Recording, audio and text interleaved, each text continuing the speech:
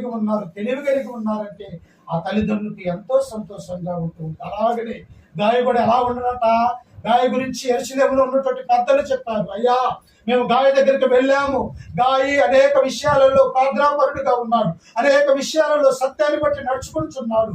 ఇంకా ఎలాంటిగా ఉన్నాడు గాయి, తన యొక్క జీవితం అంతా కూడా జ్ఞానం కలిగి నడుచుకున్నటువంటి వాడిగా మనం చూస్తూ ఉన్నాం. అందుకే ప్రియులారా, జ్ఞానం కావాలంటే ఏం చేయాలా?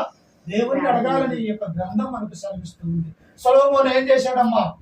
తన తండ్రి చనిపోయాడు దావీదు మహారాజు. ఇదిగో రాజుగా అప్పుడప్పుడే అభిషేకించబోతూ ఉన్నాడు ప్రవక్త. ఆ తర్వాత రాజుగా అభిషేకించిన తర్వాత ఈ సొలొమోను ఏం చేస్తూ ఉన్నాడట? ఒకసారి చూడండి, రాజుల మొదటి గ్రంథము మొదటి అధ్యాయము, రాజుల మొదటి గ్రంథము మొదటి అధ్యాయము 4వ వచనాన్ని మనం చదువుతున్నాం. ఈ చిన్నది బహు చక్కనిదై ఉండి, రాజుల మొదటి గ్రంథం 3వ అధ్యాయం 4వ వచనం.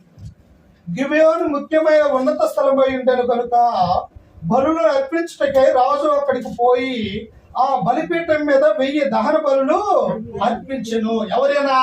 సొలొమోను. ప్రియులారా, తన తండ్రి చనిపోయాడు. ఈయన 16-17 సంవత్సరాలలో ఒక బాలుడుగా ఉన్నట్టుగా మనము చూస్తూ ఉన్నాం. అంటే ఒక 50 వయసులో ఉన్నట్టుగా మనము చూస్తూ ఉన్నాం.